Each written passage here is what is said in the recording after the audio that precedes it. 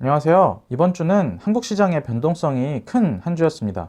투자는 잘 하고 계신가요? 극심한 변동성 안에서 안타깝게 못 견디고 팔아버리신 분들도 있을 것이고, 잘 견디면서 반등을 누리는 분들도 계실 겁니다. 최근 한국 시장이 변동성만 커지고 장기적으로는 대세 상승기를 누리지 못하고 있다 보니까 투자 철학과 관련해서 여러 가지 말들이 많이 나오고 있어요. 특히 최근 2, 3년간은 성장이 조금 보이거나 성장할 것으로 기대되거나 대량의 투자가 있을 것으로 예견되는 섹터에 실제 실적이 찍히기 전에 선제적으로 돈이 몰려서 아주 뜨겁게 상승하는 트렌드가 계속되고 있는데, 이런 뜨거운 트렌드의 이면에는 중소형주, 특히 소위 가치주라고 불리는 주식들의 가격이 헐값을 넘어 거의 쓰레기 취급을 받고 있는 상태가 지속되고 있습니다. 이 기간 동안에는 가치 투자자 중에서 기업의 자산 가치에 주목한 투자자들은 특히 힘든 시기를 보내고 있고요. 그래서 그런지 몰라도 가치 투자는 시장에서 더 이상 통하지 않는다는 이야기까지 나오고 있습니다. 오늘은 이 가치 투자가 진짜 더 이상 통하지 않는지, 가치 투자가 정말 그렇게 쓸모없는 것인지에 대해서 제 의견을 이야기해 보려고 합니다. 그냥 보통 투자자인 제 의견일 뿐이니까 그냥 참고만 해주시면 될 것 같아요. 일단 우리가 이 문제를 이야기하려면 가치 투자가 뭔지 그거부터 알아야 됩니다. 그래야 가치 투자가 죽었는지 살았는지 뭐 이런 주장을 해볼 수가 있어요. 뭔지도 자세히 모르면서 통한다 안 통한다 이야기를 할 수가 없겠죠. 약간 딱딱한 이야기지만 어차피 가치 투자를 하기로 했다면 이런 얘기는 피해갈 수 없는 단계니까 꼭 들어보셨으면 좋겠습니다. 다들 아시다시피 가치 투자를 처음 정의한 사람은 벤저민 그레이엄이에요. 벤저민 그레이엄은 1934년 그 본인이 쓴 증권 분석이라는 책에서 투자를 정의하면서 철저한 분석을 통해 원금을 안전하게 지키면서도 만족스러운 수익을 확보하는 것이다 라는 말을 했어요. 이런 투자를 하는 게 바로 가치 투자겠죠. 여기서 한 가지 이상한 점을 캐치하셨어야 하는데요. 그레이엄은 투자를 저위험 고수익으로 생각했다는 점입니다. 원금을 지켰는데도 만족스러운 수익을 확보한다고 되어 있잖아요. 그런 방법을 가능하게 하는 게 가치 투자라는 것입니다. 이게 어떻게 가능하냐면 시장이 단기적으로 이성적이지 않고 합리적이지 않은 상태에 있기 때문에 진짜 가치와 가격 간의 괴리가 발생하고, 그에 따라서 투자자들은 위험을 크게 부담하지 않은 상태에서 확률 높은 투자를 할 수 있게 된다는 컨셉이에요. 단도 투자 컨셉이랑도 같은 얘기죠. 회사의 가치는 자산 가치와 영업 가치의 합으로 이루어져 있는데, 시장이 비이성적이어서 두 가치의 합보다 현저하게 낮은 가격을 제시할 때 매수해서 정당한 가격에 매도하고 수익을 얻는다는 것입니다. 정말 아주 상식적이고 지극히 정상적인 투자 방법론이 가치 투자예요. 그럼 구체적인 방법론으로 들어가서 그래서 도대체 어떻게 한다는 건데 라고 한다면 크게 두 가지 부류가 있는데, 한쪽은 기업의 자산 가치에 집중해서 보유 자산보다 주가가 너무 낮다 라고 하면 매수해서 주가가 자산의 가치를 충분히 반영할 때 매도하는 부류가 있고요. 또 다른 부류는 영업 가치에 주목해서 지속적으로 현금을 창출하고 성장하고 굳건한 회자가 있는 기업을 싸게 혹은 적당한 가격에 매수해서 기업의 성장과 함께 동행하는 투자의 부류도 있습니다.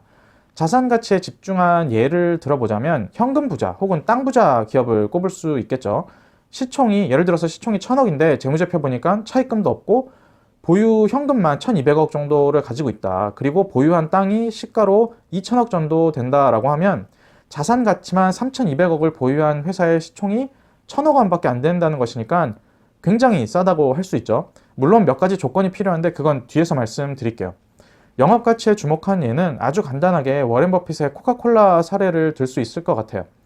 고객 충성도라는 굳건한 해자를 바탕으로 시장을 전 세계로 꾸준히 넓히고 제품 가격을 지속적으로 인상하면서 성장을 계속하고 있죠. 이런 두 가지 방법을 통해 지속적으로 복리를 쌓는다면 두 가지 방법 모두 다 벤저민 그레이엄이 말한 원금을 안전하게 지키면서도 만족스러운 수익을 확보하는 가치 투자에 해당한다고 할 수 있습니다. 그리고 아주 드물게 시장의 분위기가 매우 안 좋아서 투자자들이 그냥 주식을 막 갖다 버릴 때는 자산 가치와 영업 가치 두 가지를 모두 확보한 상태에서 가격까지 싸게 잡을 수 있는 드문 기회가 나오기도 하고요. 제 생각에는 이게 2018년과 19년 우리나라의 장세였다고 생각을 하거든요. 자, 여기까지 이야기 드렸으면 진짜 본격적으로 요즘 한국에서 왜 가치 투자가 죽었다는 말이 나오는지, 방법은 없는지, 우리는 무슨 투자를 어떻게 해야 하는지에 대해서 이야기를 해볼게요. 왜 가치 투자가 죽었다는 말이 나오는가 생각을 해보면 저는 그 이유가 가치 투자에 대한 오해에서 비롯됐다고 생각을 합니다. 제가 생각하는 오해는 크게 두 가지 정도 돼요. 먼저 가치 투자 방법에 대한 오해입니다. 만약 본인이 가치 투자 정말 더 이상 통하지 않는다, 가치 투자는 썩었어 라고 말하고 다닌다면 아주 높은 확률로 가치 투자를 단순한 자산주 투자, 그러니까 자산 가치에 주목한 꽁초 투자에 국한해서 생각하고 있을 확률이 높아요. 그래서 저 PBR 주라고 해서 샀는데 주가는 계속 내려가고 있으면 속 터지고 화나죠. 그런데 자산주라고 하더라도 그 자산의 종류와 자산을 활용하는 방법에 따라 그게 주가에 반영되기도 하고 전혀 그렇지 않기도 하거든요. 만약 어떤 회사가 자산을 왕창 가지고 있는데 그게 기계나 설비라고 한다면 저는 거의 자산 가치로는 쓸모없는 자산이라고 생각을 해요. 영업을 하면서 필수적으로 필요해서 팔지도 못하고 계속 감가상각만 까지고 만약 회사를 청산한다고 했을 때 어디 팔아먹기도 어려운 자산은 단지 재무제표에 숫자 얼마 찍혀 있다고 그걸 가치 있는 자산이라고 할 수는 없겠죠. 그리고 어떤 회사가 그런 쓸모없는 자산이 아니고 황금성이 높은 채권이나 그냥 현금을 시총만큼 쌓아놓고 있다고 하더라도 만약 그 회사의 자본 배분 능력이 정말 극도로 좋지 않다거나 회사의 오너가 소액주주 보기를 그냥 바퀴벌레 보듯 해서 배당을 10원도 안 주고 있다면 그 자산은 그냥 그림의 떡일 뿐 나에게는 별로 의미가 없는 자산일 확률이 높습니다. 한국 시장을 엄밀히 이야기해 본다면 가치 투자가 죽었다기보다는 위에서 말한 주주 친화 정책이 지금 성숙해가는 시기라 시간이 좀 걸린다고 해야 맞지 않을까 싶어요. 지금 삼성이나 현대 같은 대기업을 필두로 주주 친화 정책이 확대해 가고 있고 주주 행동주의를 추구하는 KCGI 같은 펀드들이 계속 속속 나오고 있어서 한국 시장의 주주 친화적인 정책이 좀 더 진전을 이룬다면 이 자산주 부류도 분명히 재평가받는 날이 올 거라고 저는 생각을 합니다.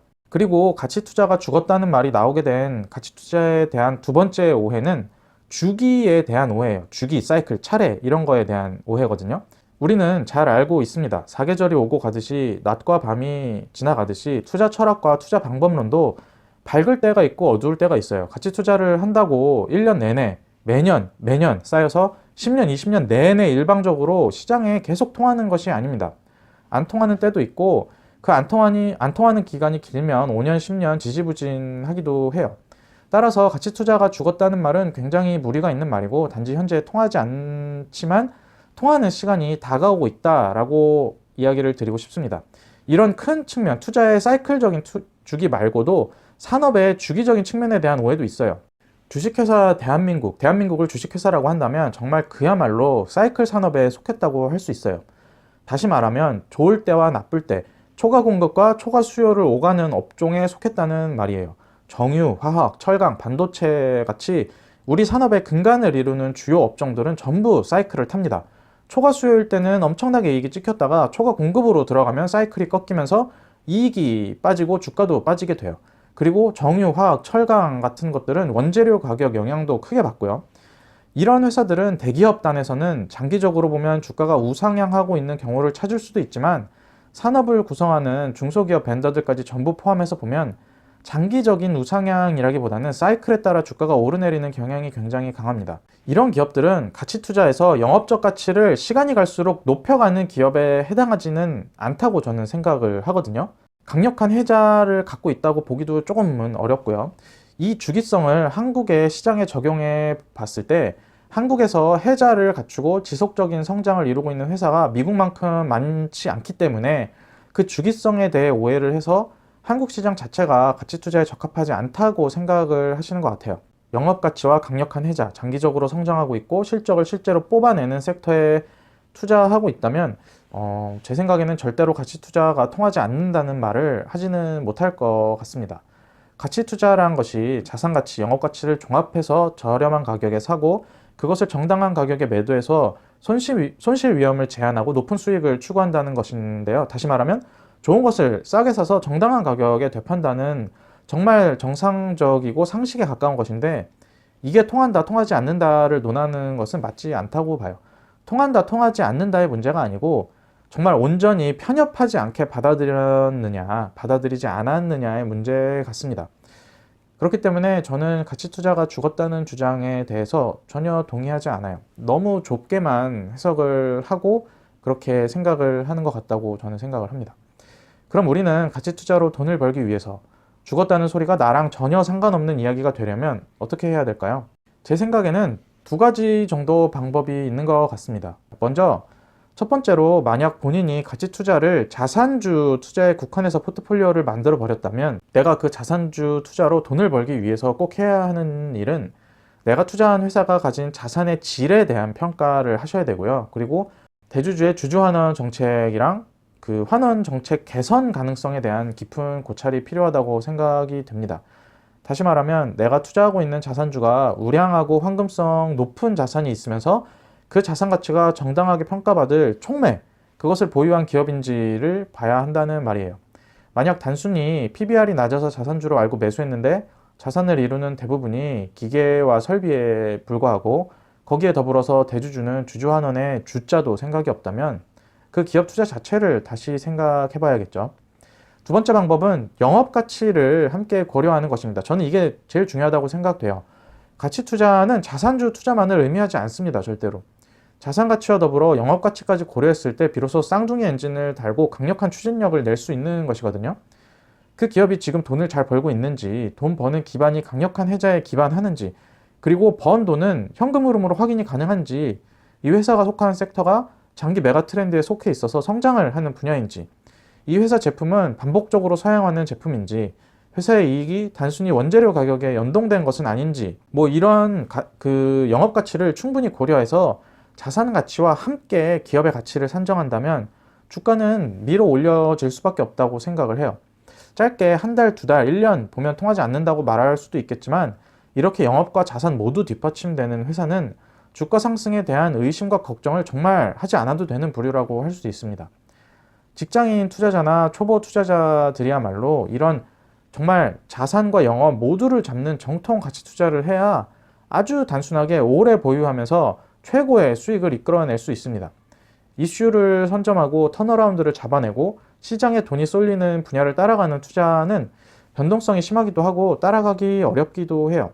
정통 가치 투자야말로 쉽고 지속 가능하고 확률이 높은 투자입니다.